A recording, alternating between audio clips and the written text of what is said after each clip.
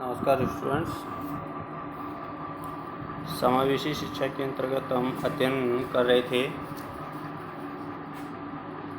तो इसमें आपको लगातार डेली आपको लेसन प्रोवाइड कराए जा रहे हैं, जिनको आप लगातार सुनिए, और जिसमें आपको कोई भी प्रॉब्लम आती है तो आप कमेंट करके बता सकते हैं।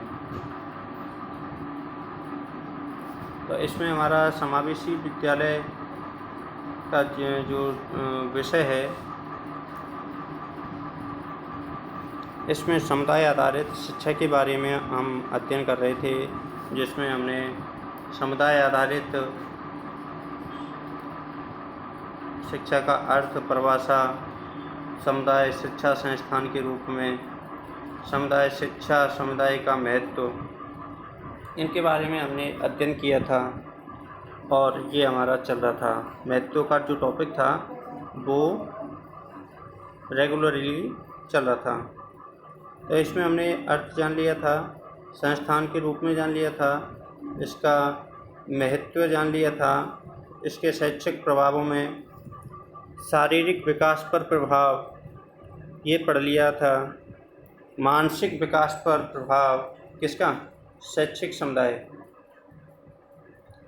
सामाजिक विकास पर प्रभाव, सांस्कृतिक विकास पर प्रभाव, यहाँ तक हमने अध्ययन कर लिया था।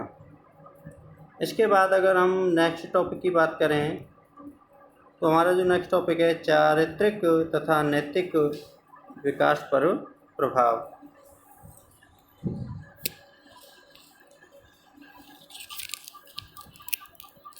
देखिए, समाज बालक को बहुमुखी रूप से प्रभावित करता है।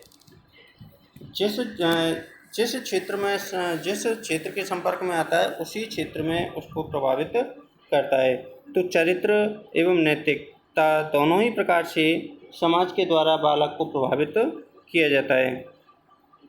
यूँ तो बालक के चारित्रिक एवं नैतिक विकास पर परिवार का विशेष प्रभाव पड़ता है। अगर हम प्राथमिक रूप तौर पर जानें तो सबसे ज़्यादा जो प्रभाव पड़ता है वो परिवार का पड़ता है, और परिवार में भी माता पिता का। इसीलिए परिवार को समाज की सबसे छोटी इकाई माना जाता है, और जो बालक की प्रथम पाठशाला के रूप में जाना जाता है वो परिवार को ही जाना जाता है, और प्रथम शिक्षक जो मानी जाती है वो बालक की माँ मानी जाती है। परंतु इस संबंध में समुदाय का प्रभाव भी कुछ कम नहीं पड़ता। यह प्रभाव अच्छा भी हो सकता है और बुरा भी। मैंने अभी आपको बताया, बालक जिसके संपर्क में आएगा उस पर वैसा ही प्रभाव पड़ेगा। तो समाज का जो प्रतिरूप है वो अगर पॉजिटिव है तो बालक का जो विकास है वो पॉजिटिव होगा, अच्छा होगा। अगर समाज का जो वातावरण है नेगेटिव है तो उसका जो विकास है वो नेगेटिव होगा। अर्थात समाज का जो उसके संगी साथी हैं, आस पड़ोस हैं, उनका वातावरण कैसा है, इस पर बालक के चारित्रिक विकास निर्भर करता है। यदि समुदाय का वातावरण शुद्ध, अनुशासित, सरल होता है तो बालक के चारित्रिक एवं नैतिक गुण विकसित होते हैं, अन्यथा अनैतिक। अब मैंने आपको बताया कि वातावरण जितना अधिक शुद्ध होगा समाज का, उतना ही अधिक चारित्रिक व नैतिक गुण विकास उसका अच्छा होगा। इस प्रकार के नैतिक तथा अनैतिक चरित्र को परिवार के पश्चात समुदाय ही प्रभावित करता है। तो इस प्रकार का अगर हम नैतिकता के और अनैतिक गुणों की बात करें तो सबसे पहले तो परिवार इसको प्रभावित करेगा और उसके बाद समुदाय। तो इस प्रकार से समुदाय के द्वारा बालक का चारित्रिक एवं नैतिक गुण विकास प्रभावित होता है। तो अगला अगर टॉपिक देखें तो अगला टॉपिक है हमारा राजनीतिक विचारों का प्रभाव। समुदाय के विभिन्न सदस्यों से वाद विवाद करने, उठने बैठने व नेताओं के भाषण को सुनने से बालक को विभिन्न राजनीतिक विचारधाराओं का ज्ञान हो जाता है। तो बालक जैसे कई बार देखते हैं, बालक बड़े बुजुर्ग एवं बड़ों के बीच में बैठता है और उनकी बातों को ध्यानपूर्वक सुनता है, जिससे उसमें किसका विकास होता है, विचारधारा का। वह बिना किसी पुस्तक को पढ़े ही जान लेता है कि संसार में कौन कौन से राजनीतिक विचारधाराएं मुख्य हैं। तो इसके लिए उनसे कोई पुस्तक या विद्यालय की आवश्यकता नहीं होती, उसको एक तरह से ये अनौपचारिक शिक्षा प्रदान की जाती है। तथा किस किस देश में कौन कौन सी राजनीतिक विचारधाराओं प्रचलित हैं, इन्हीं राजनीतिक विचारधाराओं में से वह किसी एक को स्वयं भी अपना लेता है और अलग अलग विचारधाराओं को वो जान लेता है तथा उनमें से ही किसी एक को वो अपना लेता है। इस प्रकार समुदाय का राजनीति प्रभाव बालक के राजनीतिक विचारों को अप्रत्यक्ष रूप से प्रभावित करता है। तो ये क्या है, एक वैचारिक प्रभाव है। जैसा वो विचार ग्रहण करता है, जैसे विचारों को समझता है और उन विचारों को अपने अंदर ग्रहण करता है, उसका वो अप्रत्यक्ष रूप से उसके व्यवहार को वो प्रभावित करते हैं।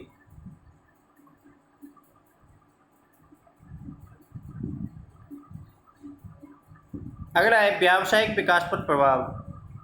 अब देखिए, व्यावसायिक विकास की अगर हम बात करें तो इसमें हम अलग अलग व्यवसायों का समुदाय का प्रभाव पड़ता है। समुदाय का प्रभाव बालक के व्यावसायिक विकास पर भी पड़ता है।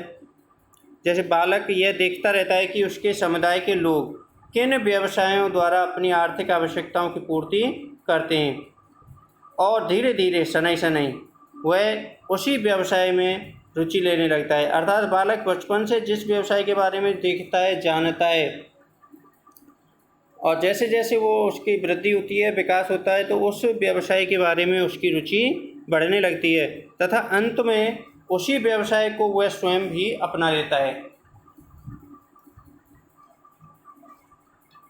हमारे ग्रामीण क्षेत्रों में आज भी ये बात देखने में आती है कि यदि कोई बालक ऐसे व्यवसाय करने लगता है जिसे समुदाय नहीं चाहता, तो समुदाय उस बालक को उस समय तक के लिए बहिष्कृत कर देता है।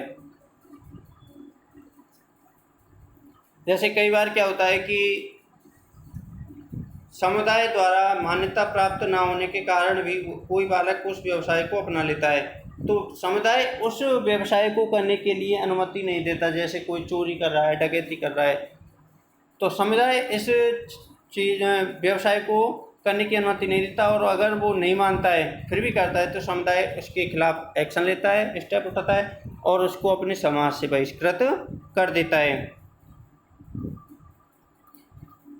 और उसको वार्निंग दी जाती है कि जब तक वो इस व्यवसाय को छोड़ नहीं देता तब तक वो समाज से बहिष्कृत रहता है। इस प्रकार समुदाय का बालक के व्यावसायिक विकास पर भी एक शक्तिशाली प्रभाव पड़ता है। अगला है अन्य साधनों के द्वारा प्रभाव। अन्य साधनों के द्वारा भी इसके विकास पर प्रभाव पड़ता है। जैसे कि बालक को शिक्षित करने के लिए रेडियो, सिनेमा, नाट्यशाला, अभिनय केंद्र, अजायब घर, चित्रशाला, पत्रिकाएँ, वाचनालय तथा औपचारिक साधनों की भी व्यवस्था करता है। इन साधनों के द्वारा बालक को समुदाय की विभिन्न समस्याओं तथा सुलझाने के ढंगों का ज्ञान प्राप्त होता है। इस प्रकार समुदाय बालक पर अनौपचारिक साधनों के द्वारा ऐसे प्रभावों को डालता है जिनसे उसका सर्वांगीण विकास हो सके। तो इनके अलावा भी समुदाय के द्वारा बालक में अनेक ऐसे प्रभाव देखने में सामने आते हैं जिनके द्वारा वो अपना जीवन यापन कर सके और एक अच्छा सुयोग्य नागरिक बन सके। तो इस प्रकार से समुदाय बालक के जीवन पर सर्वांगीण रूप से प्रभाव डालता है। अगला हमारा टॉपिक रहेगा समुदाय के शैक्षिक कार्य, अर्थात समुदाय शैक्षिक कार्य कौन कौन से हैं।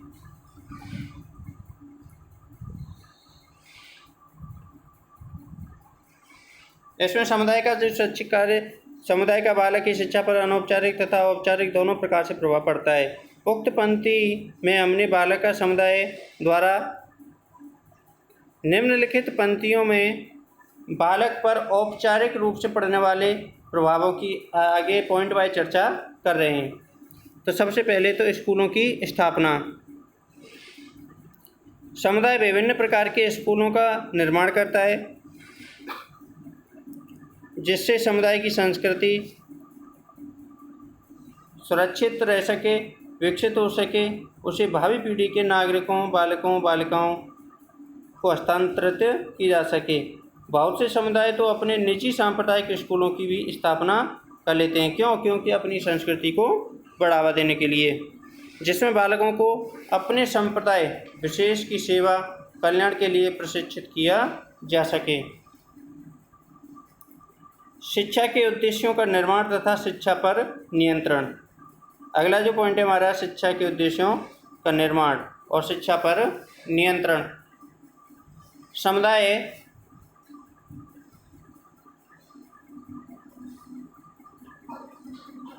शिक्षा के उन उद्देश्यों का निर्माण करता है जिन्हें प्राप्त करने के लिए विभिन्न स्कूलों में प्रदान की जाने वाली शिक्षा पर नियंत्रण भी रखता है। अगला है सार्वजनिक शिक्षा की व्यवस्था। इसमें समुदाय शिक्षा के विभिन्न स्तरों को निश्चित करता है तथा सार्वभौमिक शिक्षा की भी व्यवस्था करता है। इसके बाद पाठ्यक्रम का निर्माण। देखिए, समुदाय का जो शैक्षिक प्रभाव होता है, शैक्षिक कार्य होता है, उसमें पाठ्यक्रम से संबंधित एक कार्य दिया जाता है जिसमें शैक्षिक उद्देश्यों को प्राप्त करने के लिए, अगर हम कोई भी उद्देश्य प्राप्त कर रहे हैं तो उसको स्टेप वाइज प्राप्त करने का हम लक्ष्य रखते हैं, तो उसके लिए हमें एक निश्चित पाठ्यक्रम की आवश्यकता होती है। अतः समुदाय आधारभूत पाठ्यक्रम तथा शिक्षा संगठन की रूपरेखा तैयार करता है।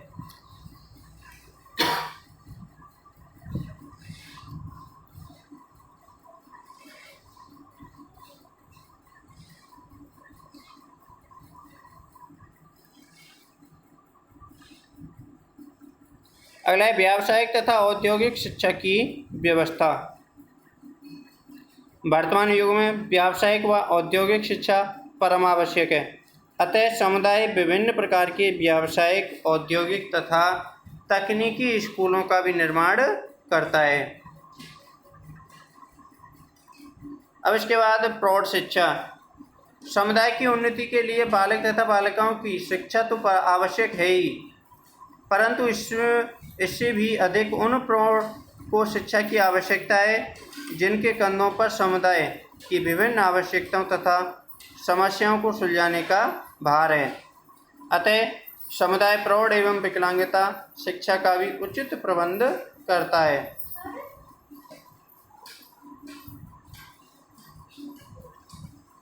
इसके बाद स्कूलों के लिए धन की व्यवस्था। शैक्षिक संस्थानों को सुचारू रूप से चलने के लिए धन की आवश्यकता पड़ती है। अतः समुदाय इन संस्थानों के भवन निर्माण, फर्नीचर तथा शिक्षकों के वेतन आदि विभिन्न बातों के लिए अधिक से अधिक धन की व्यवस्था करता है, जिसके लिए एक समिति बनाई जाती है और उस समिति के द्वारा फंड आवंटित किया जाता है। नागरिकों एवं स्कूल के नेताओं में सहयोग। स्कूलों की प्रगति के लिए नागरिक एवं स्कूलों के नेताओं में सहयोग का होना परम आवश्यक है। अतः समुदाय शिक्षा की विकास हेतु केवल आर्थिक सहायता देकर स्कूलों पर नियंत्रण ही नहीं रखता, अब तो नागरिकों तथा स्कूल के नेताओं में सहयोग भी स्थापित करता है। अतः इसके बाद हम अगर जानें तो उपरोक्त विवरण से स्पष्ट होता है कि जहाँ समुदाय एक बालक को शिक्षित करने के लिए औपचारिक प्रभाव डालता है, वहीं दूसरी ओर औपचारिक रूप से कोई कसर बाकी नहीं छोड़ता, अर्थात सर्वांगीण रूप से बालक की जो आवश्यकताएं उनको पूर्ण करने की कोशिश करता है। तो बाकी के जो आज के हमारे जो टॉपिक थे उनके बारे में आज हमने अध्ययन किया है कि जो समुदाय शैक्षिक कार्य के द्वारा क्या क्या कार्य समाज के लिए कर सकता है, कौन कौन से कार्य कर सकता है, जैसे स्कूलों की स्थापना करना, शिक्षा का उद्देश्य निर्माण, सार्वजनिक शिक्षा की व्यवस्था, पाठ्यक्रम का निर्माण, व्यावसायिक एवं औद्योगिक शिक्षा की व्यवस्था, प्रौढ़ शिक्षा, स्कूलों के लिए धन की व्यवस्था, नागरिकों एवं स्कूल के नेताओं में सहयोग। तो इनको आप पुनः दोबारा से रिवाइज करना पढ़ना। तब तक के लिए धन्यवाद।